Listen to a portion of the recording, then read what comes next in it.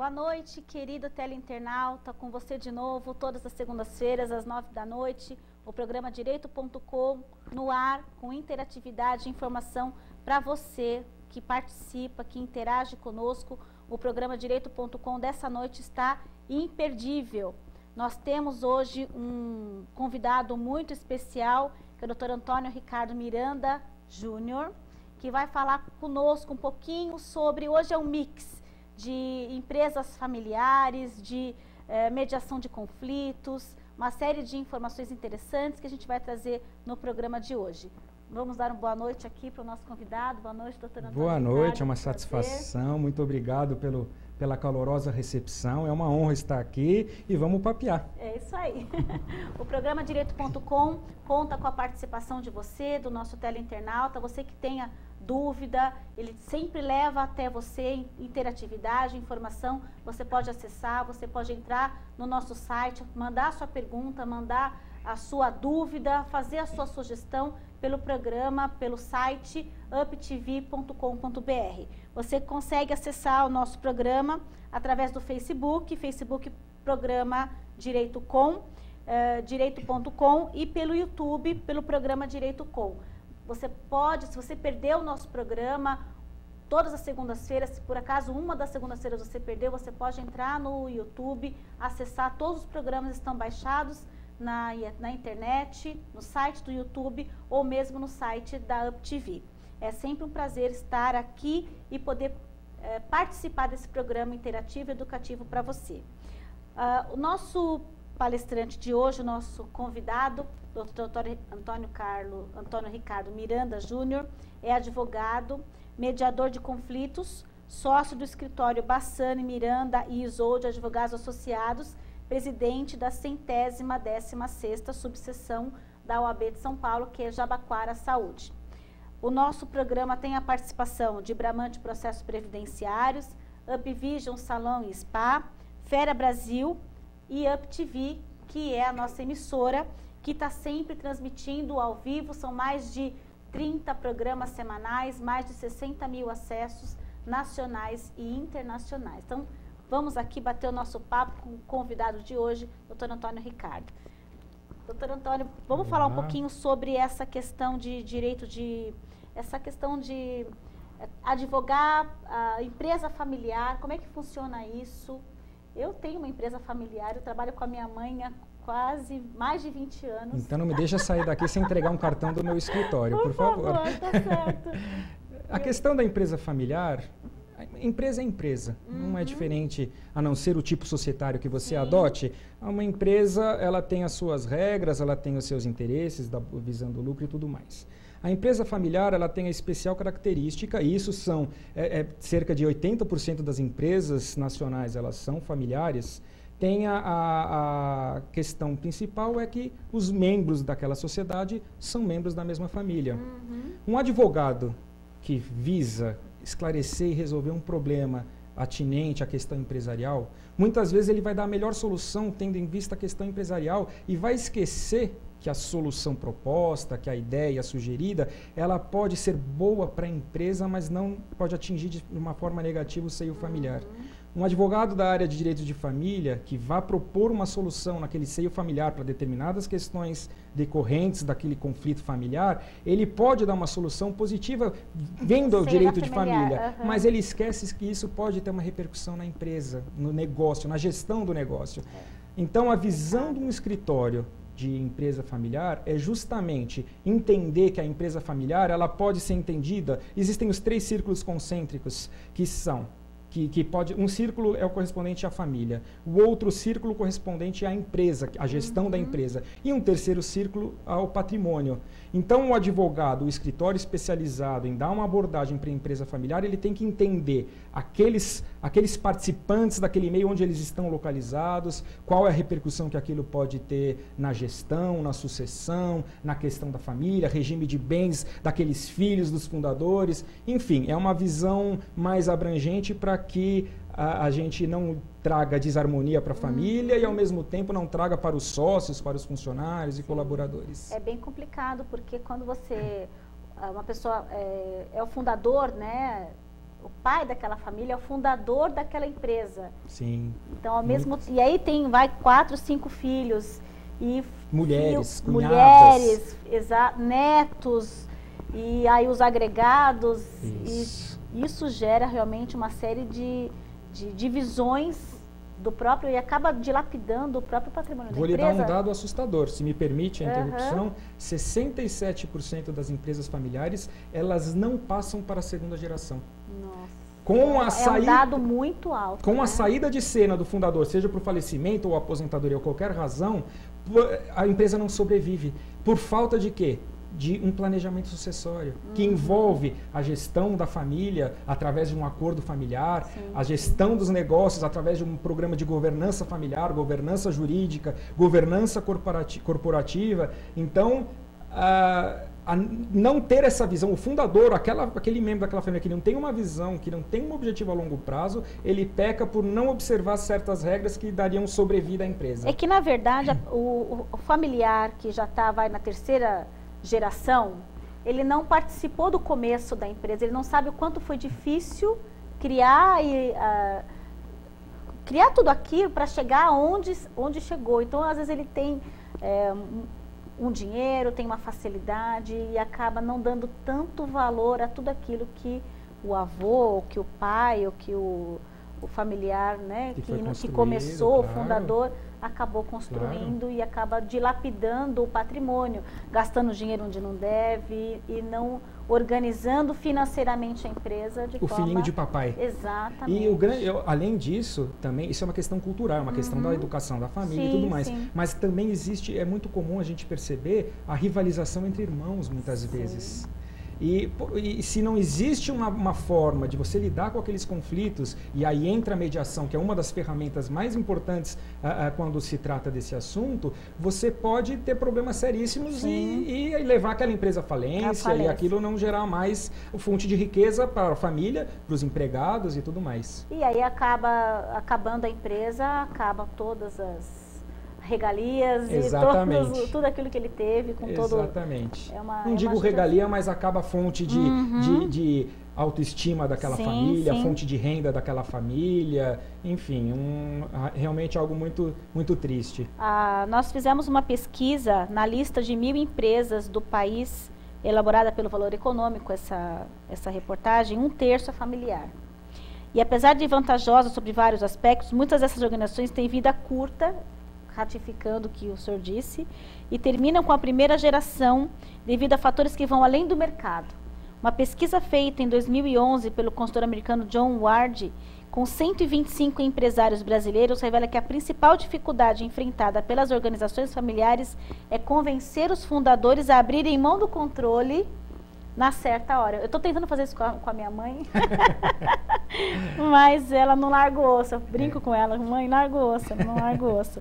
Essa resposta foi dada por 29 dos pesquisadores. Em segundo lugar, 18 vem a dificuldade de se definir a melhor estratégia do negócio. E na sequência, os empresários apontaram a rivalidade que você disse com relação aos irmãos, que são 16%, e a dispersão e o desinteresse dos primos pela empresa. Por último, vem o nepotismo e a dificuldade em atrair talentos fora da família. Você acaba colocando pessoas ali que acabam não dando certo, não têm um interesse, e tudo isso junto, né, acaba ocasionando realmente a falência da empresa, o fechamento da empresa, dilapidar todo o patrimônio. Exatamente. O que chama atenção nisso que você leu agora é o conflito entre gerações. Isso é muito comum. O fundador, ele tem uma dificuldade, ele fundou, ele criou, ele trabalhou, ele vê os filhos como crianças, por mais adultos que sejam e preparados, ele tem dificuldade em aceitar a novidade. A visão daquela segunda geração que tem, mas já está velho, ele já não tem práticas modernas de administração, ele continua com as mesmas ideias, e isso é um choque. Esse é um problema a lidar. Ele está na máquina de escrever e o filho já está no computador 3D, já está tudo high-tech. Mas todos têm o seu valor e o seu mérito naquilo. Ele, para fundar aquela empresa, ele tem uma bagagem de experiência adquirida, um conhecimento do negócio que não pode ser menosprezado. O novo, que traz as novidades, as novas práticas corporativas, ele também tem... Tem que agregar as duas coisas, então, né? Nada desprezar Exatamente, e o planejamento sucessório vai lidar com isso. E outra coisa que me chamou muita atenção, isso é muito comum, infelizmente, você falou aí que na leitura da fonte do valor econômico, o nepotismo. É muito comum você contratar e pôr impostos de chaves daquela empresa pessoas meramente por serem parentes. Ou é filho, ou é primo. Que não tem talento nenhum para coisa. Porque o patrimônio pode ser dado, o talento não. Ah, mas então não vamos colocar? Não, vamos preparar aquela pessoa. O interesse é manter os membros da família, mas aquele membro tem que ser preparado e tem que ser remunerado de acordo com o que o mercado paga, como se ele não fosse membro. Sim. Então tem que remunerar o capital, que é o investidor, claro. Mas tem que remunerar o trabalho adequadamente. Não adianta, mas porque isso pode até desagregar o negócio. O outro que foi contratado no mercado, ele é gerente, fala, pô, mas o outro só porque é cunhado, tem um salário, uma remuneração, porque isso não é bom para a empresa. Cria uma desarmonia fatal, muitas vezes fatal. E tem uma coisa muito interessante que a gente vive isso, convive. Quando o fundador, se ele fundou a empresa, ele conhece o trabalho do menor trabalho, lá da produção, lá do motoboy, do office boy, ele conhece aquele trabalho menor e aquele trabalho até chegar no trabalho de direção. É verdade. E muitas vezes o trabalho daquele que chega, o filho, o neto, chega num trabalho já numa função de diretoria, numa função alta, né? Um salário alto, sem passar por aquelas outras atividades necessárias, porque para você mandar aqui em cima, você tem que saber fazer lá embaixo. Exatamente. E aí acaba ocasionando um conflito, porque ele vai exigir uma coisa de um trabalho que muitas vezes ele não sabe e acaba gerando realmente. Por isso que aquele membro da família que vem crescendo, é muito interessante, isso é comum. Ele vai trabalhar lá no almoxarifado, ele vem vindo e tem que dar um tratamento. Ele não pode, por conta disso, ser intocável. Ele tem que fazer o trabalho dele. Não é porque é parente que ele vai ter todo. Então isso é uma prática, não tem muito a ver com a questão jurídica, mas isso é uma prática muito comum. Olha, filho, você vai herdar, você tem hoje 18 anos de idade, esse negócio um dia será seu, dos seus irmãos, venha conhecê-lo, estude, faça a sua faculdade, faça desenvolva o seu conhecimento, fora, mas vem conhecer a empresa nos vários departamentos e hierarquias. As bases, né? Exatamente. E para isso, nós estávamos conversando, existe os advogados que fazem a mediação desses conflitos. Isso é muito interessante e pouco utilizado, porque muitas pessoas não sabem o que é a mediação de conflito, o que é um medidor, né? Uma pessoa que fica aí, ele seria, o doutor vai explicar melhor isso, mas ele seria uma pessoa imparcial, como se fosse um juiz, mas fora da justiça. Ele seria um mediador de conflitos quando há esse tipo de conflito, e aí nas mais diversas searas jurídicas, né, doutor? É isso? É mais ou menos isso, não tem muito a corrigir, apenas uma coisa importante, ele não será um juiz, sim, senão seria um árbitro. Aí, se a gente está falando de soluções diversas ou mais adequadas de solução daquele conflito, se há uma pessoa que decidirá, a gente já está falando de arbitragem, estamos falando de outras. No caso da mediação especial, não existe.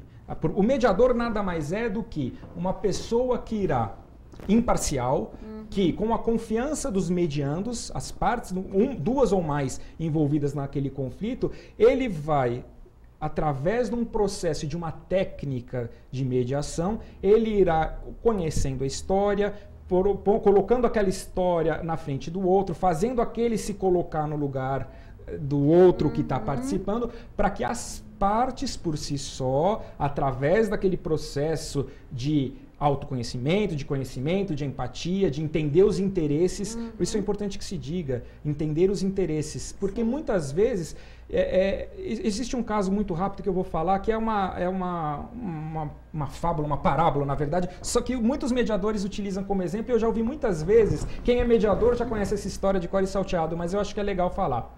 Um pai vê dois filhos brigando, eles estão brigando por uma laranja. Aí o pai, o que vai fazer? Uma pessoa que pensa, um advogado tradicional, um pai fala, bom, estão brigando aqui, pega a laranja, corta na metade e cada um fica uma metade. Aí depois ele vê que um dos filhos descasca a laranja e com a casca ele faz lá umas figuras porque ele queria. O outro vai lá, vai pegar o bagaço, a casca da laranja, vai jogar fora e vai fazer o suco. Se aquele pai tivesse, antes de tomar essa solução arbitrária, não, divide em dois, que todo mundo pensa, ele ia falar, poxa, ele poderia ter descascado dar toda a casca para um e todo o suco para o outro. Se soubesse o motivo. Se soubesse. E a mediação, ela busca a entender os interesses. É o diálogo, né? O diálogo. Na verdade, é o diálogo. Exatamente. Então, a mediação hoje, ela é muito usada e está sendo muito falada, uma forma de desafogar o judiciário, porque os processos... Isso tudo é um efeito positivo da mediação. Dúvida, mas ela não tem que ser vista como para isso. Ela é um efeito positivo, que bom que exista. Mas a mediação é um avanço, na minha opinião, do processo civilizatório da humanidade. Poxa, vamos ouvir mais? Por que a gente não pode ter autonomia sobre nós? Eu e você temos determinado... por que a gente precisa buscar? Se precisar, que bom que tem. Tem que ter mesmo a figura do juiz, do árbitro. Mas por que a gente não pode, com o mediador nos auxiliando na nossa comunicação, resolver os nossos próprios problemas? Sem dúvida. Né? Mais rápido, mais barato. Menos tempo e não vai incomodar a justiça. Né? Não vai já está tão cheia de processos. Você vai se sentir parte do processo de decisão e aí você vai... A tendência é você respeitar porque você participou daquilo, você entendeu porque se chegou naquilo. Você não vai ter uma sentença negativa aos nossos interesses, você está descontente. Quando você tem uma solução buscada conjuntamente com o seu... com o outro mediando, com aquela pessoa com a qual você tinha um conflito, você tem a disposição do cumprimento daquilo com muito mais... Como é que isso funciona na prática? Porque estou aqui conjecturando, pensando, eu tenho um problema na minha casa, um conflito que eu quero resolver, sei lá, com um vizinho. Eu vou procurar um mediador, você procura meu vizinho, eu quero que seja assim, assim, assim, assado. Aí você, contratado por aquela pessoa, você vai até o vizinho e fala assim, olha, o fulano me procurou, mas ele tem isso, tem aquilo outro. Ele vai sempre achar que foi você que contratou, e você seria o advogado daquele que foi te procurar. E como que fica, como é que se resolve esse... Depende da abordagem que você faz.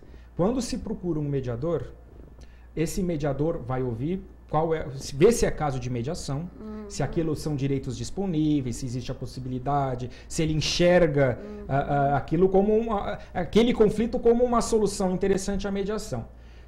Enxergando, passando por essa etapa inicial, ele manda um convite para a outra parte e explica, olha, a mediação é um processo aqui, através de um mediador imparcial ele se compromete com termos de confidencialidade, ele se compromete, se for advogado, a não litigar a favor do outro. E isso tudo é feito através de um documento que existe... Porque tem um procedimento, então, diferente do que você simplesmente contratar um advogado, ele liga para outra parte e fala, olha, a pessoa quer fazer um acordo. Não é um acordo. Uma coisa muito importante que se diga, o mediador não precisa ser necessariamente um advogado. Existem excelentes mediadores de várias áreas. Aliás, é muito interessante que muitas mediações são feitas... Com outras pessoas que não sejam advogados. Exatamente. Um psicólogo, um advogado... Que interessante, multidisciplinar. Multidisciplinar. Aquele advogado, e aí eu estou falando inclusive do nosso código de ética da advocacia, aquele advogado que se prestou a ser mediador, ele está impossibilitado de atuar a favor para uma das partes. Puxa vida, que interessante. Eu acho que deveria haver uma divulgação maior, porque penso que não tem uma divulgação desse tipo de trabalho e é uma coisa muito importante. É importante, tem crescido bastante. A Ordem dos Advogados do Brasil vem apoiando maciçamente, não só a Ordem dos Advogados seccional, como as várias subseções pelo Estado. Então, é um processo muito interessante que tem crescido a cada momento. Nossa, é muito interessante realmente, porque você tira da justiça. A própria justiça podia fazer uma divulgação desse tipo de atividade, porque é muito pouco o que acontece. A mediação já vem entrando, o próprio Poder Judiciário já meio que tentou tomar conta e vem tomando conta da mediação. Existe uma resolução do Conselho Nacional de Justiça. Mas aí na Justiça, né? Na Justiça. Você está na Justiça. Nada contra a mediação feita pelo Poder Judiciário. O problema, muitas vezes, é que Eles têm hoje os CEJUSCs, os Centros de Soluções de Alternativas de Conflito, tentar trazer a pacificação das partes. Mas a partir do momento que a parte vai num órgão público, já perde um pouco a credibilidade daquela questão da mediação, do mediador imparcial.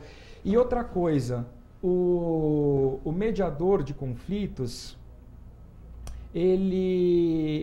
a mediação privada, o problema da mediação, na verdade eu estou procurando palavras para dizer de uma forma, a mediação que o judiciário faz muitas vezes não é mediação, porque a mediação é uma técnica, e o que se muitas vezes faz no teatro, por falta de tempo, por mais boa vontade que todos os servidores têm, e tem mesmo, é muito lindo, muito bonito o trabalho que se faz, mas ela não é uma mediação, porque muitas vezes ela passa por uma negociação, ela não é nem problema da parcialidade, o problema é que ela vai negociar junto, ela vai entrar no processo de barganha, não, então vamos, e a mediação ela não pode ter pressa, e dentro do poder público você não pode... Não tem como, os recursos são finitos, uma série de coisas. Na mediação privada, você tem a liberdade de... Não tem pressa para achar a solução. E você tem uma segurança, porque, por exemplo, você tem um processo trabalhista. O que normalmente se faz? O empregador quer resolver o problema e o empregado também quer. Por segurança, o empregador diz assim... Vai para a justiça, que na justiça eu pago o que a gente faz um acordo na justiça. Então, assim, eles têm a solução, né? O empregador quer a solução, o empregado também, e eles acabam indo por segurança com medo de fazer um acordo ou de fazer uma mediação e depois o empregado ir à justiça e ele vai ter que pagar tudo de novo. Isso, tudo bem, é uma mediação, mas... Tem caráter de coisa julgada, de segurança? Isso ele pode entrar judicialmente depois ou não? Como é que funciona isso? Justiça trabalhista tem algumas peculiaridades que não se aplicaria tão adequadamente à mediação. E esse exemplo que você deu, que infelizmente é muito comum, não, vou te pagar, já fiz... Não existe interesse de agir, não tem condição da ação. Na verdade, isso não poderia existir. Mas é o que normalmente... o empregador se sente, ele sempre vai poder reclamar, então eu só pago na justiça. Porque aí homologa e dá segurança para o empregador não entrar. Exatamente. Essa é uma prática muito comum, tem uma série de explicações, mas não é o mais adequado à mediação. Numa mediação familiar, numa mediação empresarial, numa mediação que não envolva a justiça trabalhista, nada impede de você transformar aquele acordo feito num documento e aquele documento ele ter efeito de um negócio jurídico e ter efeitos que pode ser até, conforme o caso homologado na justiça, e ser um título executivo extrajudicial. Então eu me comprometi que faria isso, a fazer isso, a pagar aquilo naquele acordo. Bom, não pagou, não cumpriu, aquilo lá tem uma força para ser executado e tudo mais. Nada impede. Entendi. Muito interessante essa questão, né? A gente vai puxando, né?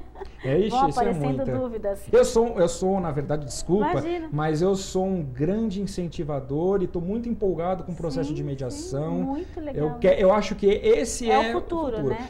O judiciário sempre vai existir. Sim. É um poder do Estado que tem... Mas ele vai continuar com muito trabalho. Vai continuar com muito trabalho, mas a mediação ela é uma forma muito inteligente de as pessoas perceberem que a cultura adversarial, a cultura da briga, a cultura, ela não é a melhor. A cultura do diálogo, da tentativa de enxergar os interesses, que estão do outro lado também, buscar solução, é muito mais inteligente.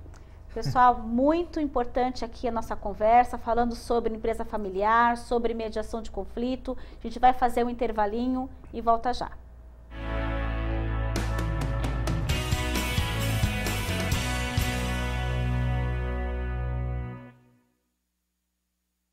Tudo tem a ver com alguma coisa. De onde vem a água que a gente bebe? Da torneira. E nada a ver, vem dos rios que nascem da mata. Sabia que a gente só respira por causa das árvores? A árvore respira? Respira. A árvore respira. E o que você tem a ver com isso? Meu ar. Minha água. Minha árvore. Meu ambiente. Mata Atlântica. SOS Mata Atlântica. Mais 25 anos.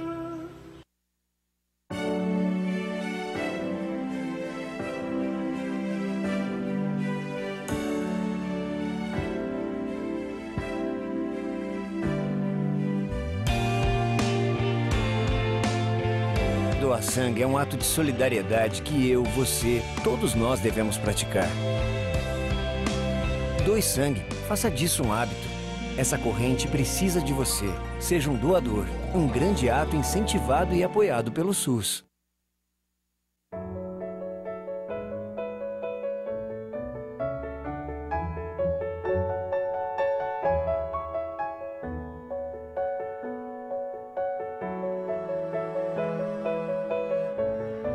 Sua família não vai esquecer o que você fez por ela.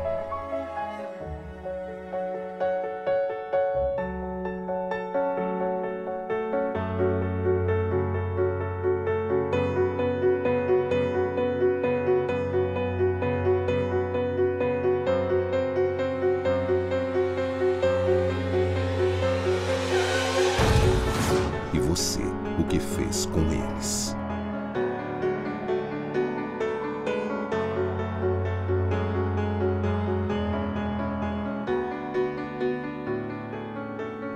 A culpa não morre nunca. Respeite o limite de velocidade. Ultrapasse com segurança.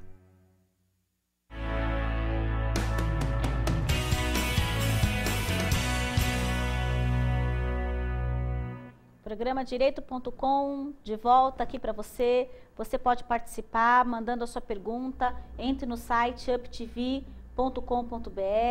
programa Direito.com, mande a sua pergunta. O tema hoje é mediação de conflito, empresa familiar, e vamos falar um pouquinho também de práticas colaborativas, que é uma novidade no mercado agora.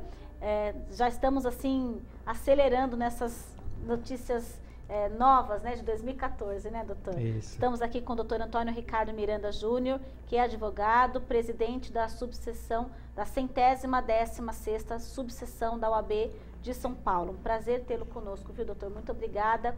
Estávamos falando há pouco sobre a mediação de conflitos, e essa prática, na verdade, é muito utilizada para ambiente familiar, né? Para se resolver conflitos familiares.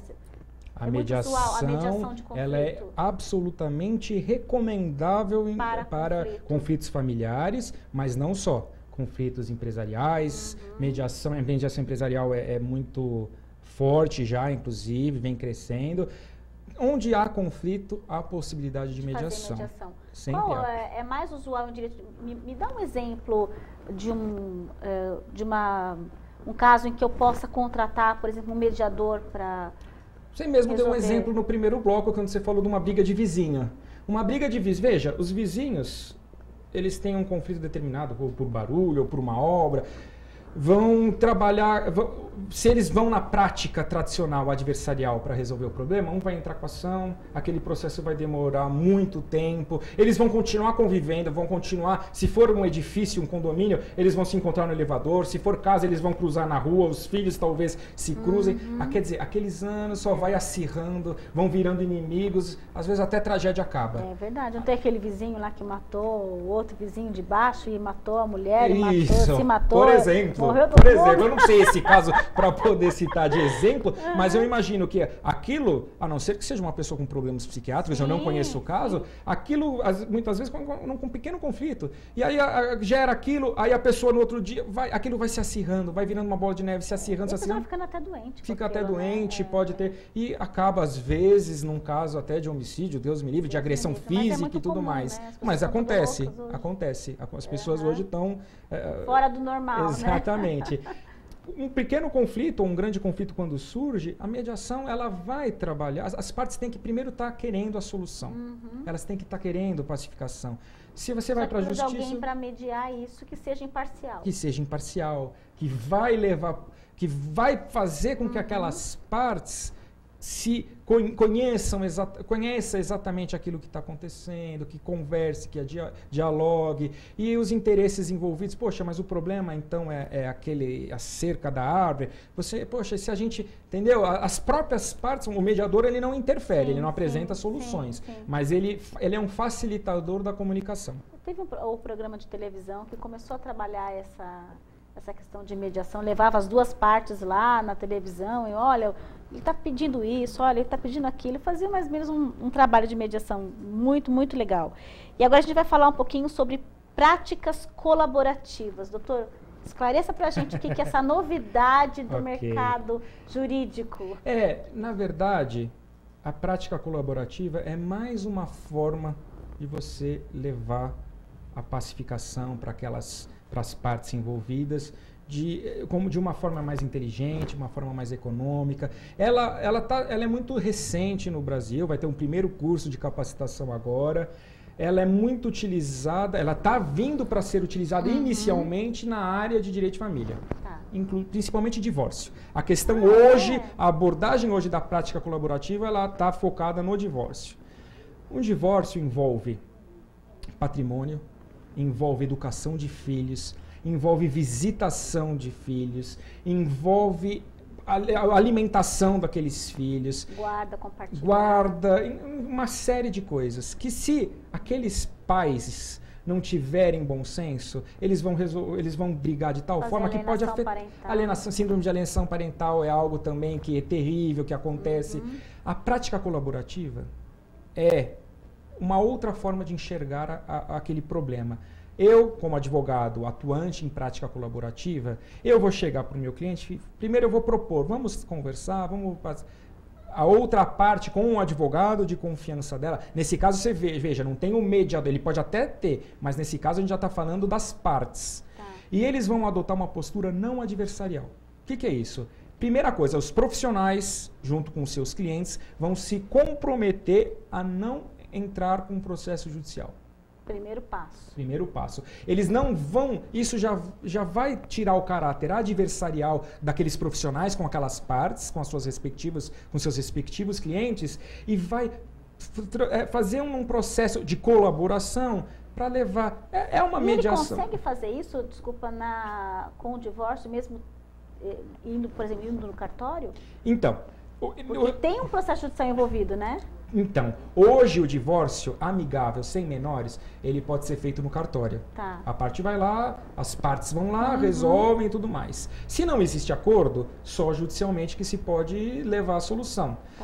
A prática colaborativa, ela vem antes disso. Ela vem, não tem um acordo hoje, as partes estão brigando. Tudo caminha para aquilo ser um processo de divórcio dolorido, que envolva filhos e tudo mais. Poxa, vamos fazer através da prática colaborativa, vamos tentar chegar a um termo, chegar a um acordo para que aquilo não seja... Litigioso. Isso. Se tiver filho menor, vai ter que ser judicial, mas meramente homologatório.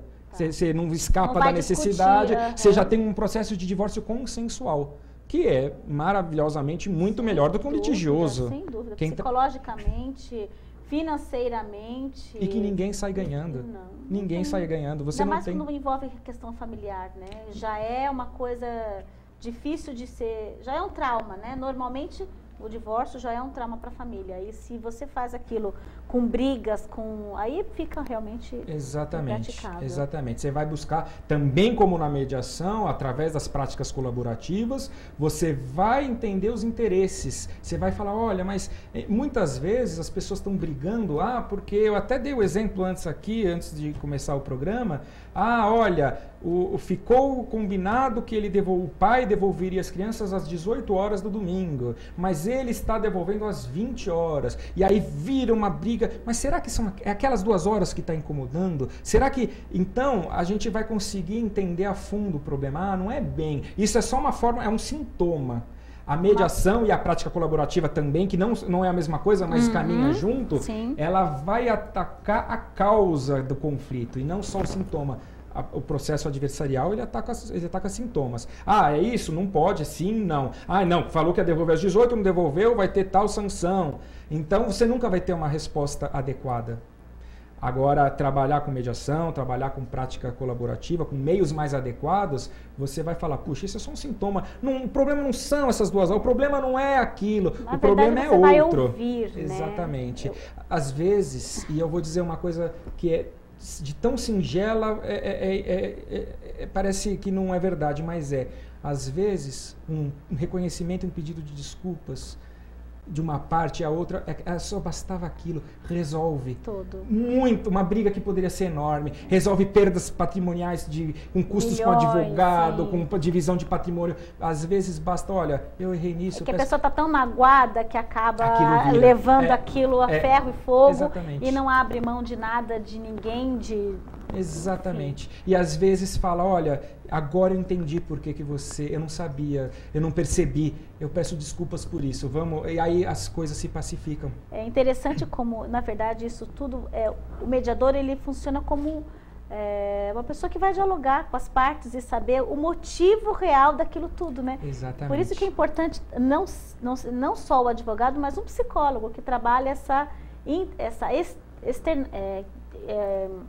coisa de externar, de tirar isso de dentro para fora e mostrar. Ele é um facilitador. Exatamente. Ele é um instrumento para facilitar a comunicação entre aqueles seres humanos que estão em conflito. Nós estamos muito sem diálogo, as pessoas hoje falam pelo computador, pelo telefone, ninguém mais conversa, vai no barzinho, tá o casal lá, os dois conversando pelo computador, pelo celular, no grupo de WhatsApp, e não se olham. O que é um paradoxo, né? Melhorou a comunicação tremendamente, mas piorou na relação pessoal, interpessoal. Né? Uma vez eu vi, eu acho que eu vi na internet alguma coisa, um bar que dizia o seguinte, tinha um cartaz assim, não temos o Wi-Fi, comuniquem, conversem entre vocês. Perfeito. Eu achei muito excelente. Emblemático dos tempos que vivemos. Exatamente. A gente tem uma pergunta aqui da Maria Aparecida. Boa noite, Maria Aparecida, obrigada pela sua participação. Ela coloca assim, mas no caso da minha cunhada que vendeu a casa para mim e agora está brigando na justiça para tomar a casa, como mediar? Ela vendeu, então assim... Já está na justiça, ela vendeu a casa para a cunhada e agora a cunhada está brigando para pegar a casa de volta. Ah, então tá. Na verdade, ela comprou a casa da cunhada e a cunhada quer a casa de volta. Isso.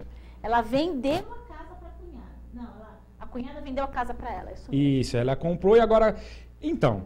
Aí é muito difícil, não existem muitos elementos para a gente poder aprofundar. O que eu posso dizer, talvez, para Maria Aparecida, é primeiro agradecer a pergunta, tudo mais, obrigada. Mostra o prestígio do seu programa, mas olha, primeiro ver as razões que levam esse negócio, pelo que eu entendi, o negócio foi consumado, consolidou-se a compra e venda, mas que por alguma razão, não sei se inadimplência de alguma das partes, ou não sei, aí não é muito esclarecedor, precisa analisar o contrato e, conforme a situação, pode sim haver uma mediação. Por que essa cunhada quer de volta? É uma questão financeira? É uma questão de... Vamos tentar entender? Pessoal, a mediação sempre cabe. Vamos tentar ouvir?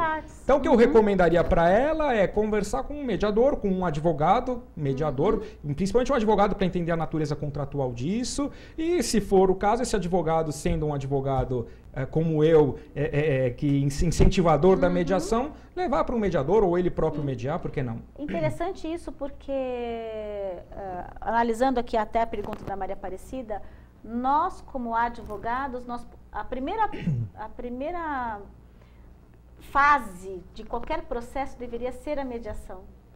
Exatamente. E não acionar a justiça. Então, a gente primeiro precisaria fazer a mediação, tentar resolver da maneira como você disse, falar com a outra parte, ouvir, tentar resolver extrajudicialmente. Exato. Aliás, uma coisa importante que se diga, independente de mediação, o advogado, ele tem um compromisso ético, isso está no nosso código de ética, de tentar pacificar e tentar conciliar as partes. Sem dúvida. Isso é uma obrigação ética do advogado. Sim. A mediação é uma ferramenta a mais para isso. Ele pode achar que a mediação não é adequada e pode achar, às vezes não é. Então ele pode negociar, ele pode dialogar, ele pode... enfim, fazer uma negociação com a parte contrária, com o advogado. Mediação é uma ferramenta a mais que a gente tem à nossa disposição para que as partes atinjam aquilo que é o mais importante. É muito interessante, chama atenção para que as pessoas façam essa mediação, ainda mais agora que isso está na última ordem, né, na ordem do dia. Então, essa mediação de conflitos, o advogado poderia já trabalhar com isso antes de ingressar com a ação. Fica aí a dica para você que está nos assistindo, né, para poder fazer esse trabalho de mediação. O Paulo Roberto de São Paulo, boa noite, Paulo, obrigada pela sua participação. Doutor, qual o custo de uma mediação? Olha só, uma pergunta interessante. Eu não tenho uma resposta precisa para dar, porque isso depende de cada processo. Mas normalmente a mediação ela é cobrada por hora.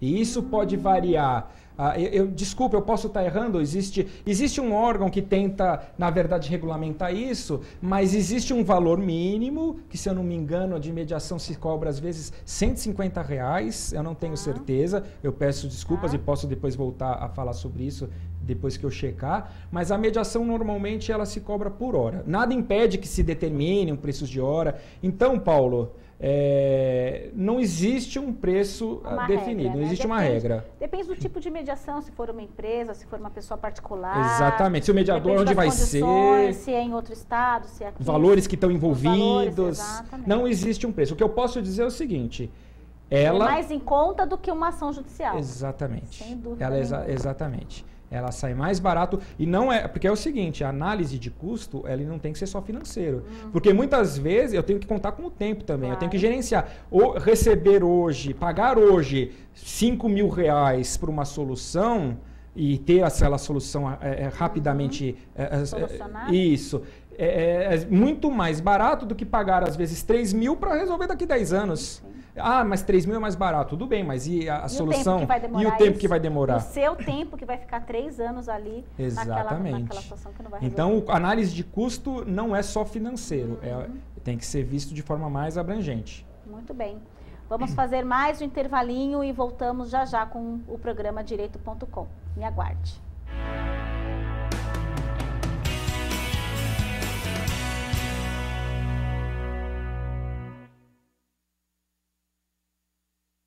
Sabe por que a indústria do cigarro está em boates, festas, faz o cigarro aparecer nas telas de cinema e até nas novelas? E por que ela faz embalagens bacanas, cria sabores diferentes e vitrines bonitas? Porque a indústria do cigarro quer transformar você, que ainda é jovem, em um fumante. É que toda vez que um cliente morre, ela precisa de um novo. Nada pessoal. É negócio. Fique esperto. Começar a fumar é cair na deles. Eu peguei dengue 2 vezes. Foi horrível. Muita dor no corpo, febre. Eu fiquei de cama. Aí o quadro foi piorando e eu tive que ir pro hospital. E eu morri. É isso mesmo. Eu sou apenas um ator. E só estou nesse comercial porque o Paulo Rodrigues não pode contar a própria história. Ele morreu de dengue. Tire 10 minutos por semana para combater o mosquito. Elimine a água parada realizando as ações que você já conhece. Em caso de febre, dor no corpo, nas articulações e manchas vermelhas na pele, procure uma unidade de saúde. Jamais tome remédio por conta própria. Se os sintomas piorarem, retorne ao posto de saúde imediatamente. A dengue mata, e se você não ajudar, ela vai matar cada vez mais. Todo mundo sabe como a dengue começa, e se você não ajudar a combater, a gente sabe também onde ela pode terminar. SUS, Secretaria de Saúde, Governo de Goiás. Deixo minha visão ao homem que jamais viu o amanhecer nos braços da mulher amada. Deixo meu coração à mulher que vive exclusivamente para fazer o coração de seu filho feliz. Deixo meus rins a pessoas que tiveram seus sonhos interrompidos, mas que ainda os cultivam. Deixo meu pulmão ao adolescente que quer gritar ao mundo mais uma vez: eu te amo! Deixo meu fígado para aqueles que não tinham esperança na recuperação.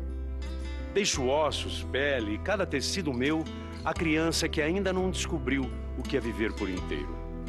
Deixo a você o meu exemplo. Deixo à minha família o desejo de ser um doador. Deixo para a vida, enfim, um recado. Nós vencemos. Seja um doador de órgãos, seja um doador de vidas.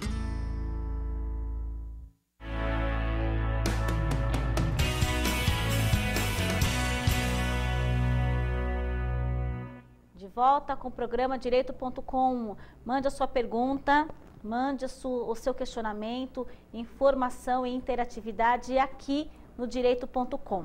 Temos mais uma perguntinha aqui da Maria José, da Bahia. Ô, Bahia, estive em Salvador semana passada dando uma palestra. Um abraço aí à turma da Bahia. Ela pergunta o seguinte: qual o tempo de uma mediação, doutor? Essa é a mesma resposta que eu dou para o que a gente fez, o Paulo Roberto fez sobre o valor, né? O valor. Então, depende. Muitas vezes aquilo pode... Tudo depende. E na mediação é a mesma coisa, porque vai depender da dinâmica, vai depender das partes conseguirem também ir aos poucos, entrando num processo de confiança recíproca. Que não tem pressa, isso. Vai ter que esperar tudo isso acontecer naturalmente. Exato. Muitas vezes a mediação é feita com 1 ou 2 reuniões. Se chega ao resultado positivo, muito rapidamente. Às vezes não chega a esse resultado positivo. É importante, eu nem falei isso, muitas vezes chega um determinado momento em que, olha, está encerrado o processo de mediação, não foi possível que se chegasse a uma solução, procurem advogados e aí vão para a questão adversarial. Mas então, assim, pode demorar 2, 3 reuniões, muitas vezes se resolve, muitas vezes 10, 12, aí vai depender do tipo caso, das pessoas, das características envolvidas. Complicado, né? Alexandra Lacerda, Minas Gerais. Boa noite, Alexandra. Um prazer aqui na sua participação no nosso programa. Ela pergunta qual a diferença básica entre a mediação e a prática colaborativa quando utilizar uma e outra. Excelente pergunta, Alexandra. Obrigada, viu? Excelente pergunta mesmo. A prática colaborativa, hoje, como está se iniciando a discussão e tem grupos de estudos sendo formados a esse respeito, inclusive na subseção Jabaquara, hoje ela está focada na questão do divórcio. Porque ela, como eu falei, envolve família, o filho, patrimônio, sustento. Então, são advogados, não necessariamente, pode até ter um mediador, mas não necessariamente tem. Não tem a figura do mediador. A diferença básica é que, na prática colaborativa, diferente da mediação, você não tem a figura necessariamente de um mediador. Você tem 2 advogados que representam partes contrárias, diferentes, mas que abrem mão da questão adversarial para que, colaborando, num processo colaborativo, eles negociando, dialogando, as partes cheguem a uma solução. Consenso.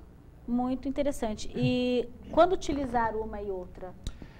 Olha, depende do caso, né? Depende do caso. Eu digo o seguinte, a prática colaborativa, ela é hoje mais indicada para o processo de divórcio. Não significa que a mediação não seja, tá? Mas depende muito da avaliação do caso, não existe algo objetivamente falando que eu possa dizer, não, assim é assim, assado é assado. É questão de entender. Às vezes a resposta não vem imediatamente, eu tenho que ouvir melhor. Eu, como advogado, como mediador, não me importa, eu tenho que entender, às vezes eu tenho que um pouco investigar aquela situação um pouco melhor, para aí sim poder indicar um caso ou outro. Muito interessante. Doutor, eu queria que o senhor falasse um pouquinho sobre o seu trabalho na OAB, porque é muito interessante o trabalho dos presidentes da OAB, é um trabalho enorme, né? É verdade. Insano. É verdade. Que o mandato acaba sendo pouco para fazer tanta coisa, né? É verdade. Você falasse um pouquinho dos projetos, dos programas. Com muita satisfação. Aliás, eu estou contente por você ter feito essa pergunta. Além do meu escritório de advocacia, na qual eu trabalho junto com meus sócios, da onde eu tiro a minha fonte de renda, porque é importante que se diga, o trabalho da OAB é voluntário. Eu não tenho uma remuneração por isso e nenhum diretor, ninguém é remunerado por isso. A sucessão da Ordem dos Advogados do Brasil, ela é uma divisão, ela é uma subdivisão da nossa seccional São Paulo, que já é uma divisão da OAB Federal. Para que serve uma subseção e qual é a figura do presidente do trabalho lá desenvolvido? A advocacia, a OAB precisa chegar a todos os advogados do Estado. A gente precisa estar cuidando das questões das prerrogativas, a questão da ética, a questão dos serviços que nós prestamos. E a OAB Central, ela não consegue atingir o Estado inteiro, então ela precisa pulverizar a administração, delegando e descentralizando a administração do poder da OAB Central. Então, a nossa subseção, a Jabaquara Saúde, ela está ligada com o nosso Fórum Regional do Jabaquara. Cada comarca tem uma subseção e na capital se divide em, se eu não me engano, 13 subseções, porque cada Fórum Regional tem a sua subseção. Nosso trabalho desenvolvido lá, além de levar a ordem para os nossos 2.600 advogados, é também fomentar e incentivar os cursos, palestras, atendimento aos advogados que têm algum problema na nossa região de prerrogativas, está lá com o nosso diretor de prerrogativas. E isso é muito importante. É muito importante. É um trabalho que me deixa bastante honrado, porque eu fui eleito pelos meus pares. Eu e minha chapa, minha diretoria executiva. Aliás, se eu puder, eu queria agradecer aqui, mandar um beijo para a doutora Terezinha, nossa vice-presidente, a doutora Karine, o doutor Hugo, nosso secretário-geral, nosso secretário-geral e secretário-geral adjunto, e a doutora Catier, a nossa tesoureira, porque o nosso trabalho é difícil e que bom que eu posso contar com eles. Eles são, junto comigo... Ninguém faz nada sozinho, né? Nós somos uma equipe. E os diretores de comissão. E as comissões, que cada um vai no seu tema, vai nos ajudar. Fazendo os cursos, as palestras, os eventos, os grupos de eventos sociais, né? Exatamente. Que a OAB faz muito evento social também. Exatamente. Faz muita divulgação de festas, trabalho... Isso, exatamente. Beneficente, né? Nosso objetivo e o nosso lema na época da campanha era integrar a advocacia, não só com os advogados entre si, mas a advocacia com a comunidade. Então, estamos trabalhando para integrar. E festas, solenidades são importantes também para isso. Sem dúvida, porque você acaba trazendo as pessoas para dentro da OAB, né? Porque as pessoas... a impressão que dá é que as pessoas não veem muito, não têm tempo muito de cuidar da nossa classe, né? É verdade. E é uma coisa muito importante. E a OAB faz um trabalho sensacional, e o advogado que não conhece, ele fala, a OAB só serve para pagar a anuidade, você vai conhecer o trabalho. Exatamente. A ESA faz um trabalho conjunto com a OAB muito interessante. Isso, a ESA também, dentro da Ordem dos Advogados. Dentro da OAB, muito conceituada, muitos cursos. Eu sei porque a gente também está dentro das ordens, né? E aí, a nível nacional, faço parte de um instituto, que é o Instituto Brasileiro de Direito Previdenciário, e a gente faz eventos no Brasil inteiro com a parceria da OAB. Das subseções vão levando. E a gente vai... E a CAASP também, né? Sim, Caixa de Assistência dos Advogados, que presta um serviço maravilhoso. Enorme. Outro dia, uma advogada que trabalha comigo falou assim, nossa, doutora, você sabia que a ASP dá entrada de cinema pela metade? É verdade. Eu não sabia disso. E ela falou, é só ir lá na ASP, e eles... na ASP não, na CAASP, isso. E eles, você compra o ingresso, você tem direito de pagar metade com a carteirinha da OAB. Eu falei, gente, eu nunca soube disso. Vende remédios, medicamentos com preço muito acessível, uma livraria com livros muito acessível. Não só Cinemark, no caso, é a rede Cinemark, o convênio que nós temos, mas com Zona Azul, a gente vende balão de Zona Azul com a Zona Azul com preços ninguém sabe imbatíveis. Disso. É um trabalho...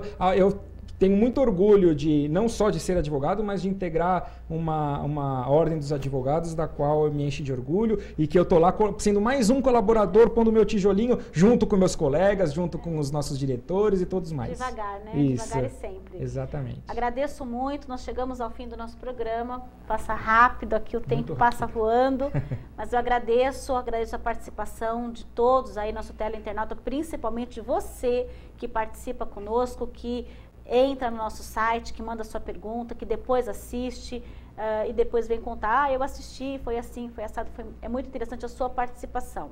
Obrigada a todos, Guilherme, Odaíra, todo o pessoal da produção, a Fabiana, a Liliana Gonçalves, a diretora da nossa TV, e o nosso convidado especial, o Dr. Antônio Ricardo Miranda Júnior, que esteve conosco aqui nessa noite. Queria que o senhor fizesse as suas alegações finais. As minhas alegações finais? Se despedindo aí do nosso teleinternauta. Eu queria primeiro agradecer a oportunidade, estou muito feliz de estar aqui, de poder falar para você. Eu já assisti o seu programa em outras oportunidades, agora é uma satisfação estar aqui. O que eu gostaria de dizer de mensagem final é para todo mundo, advogados ou não, dialoguem. A gente está vivendo tempos tão conturbados na política, não só de ordem, de política nacional, política internacional. As pessoas precisam conversar mais, as pessoas precisam ser mais tolerantes, olhar nos olhos, exatamente. Então, assim, advogado a gente tem que parar a imagem que advogado é só para brigar. Não, advogado é para dialogar. Essa é a mensagem que eu gostaria que ficasse. Obrigada pela sua participação. E eu termino o nosso programa com a mensagem da semana, com a frase da semana.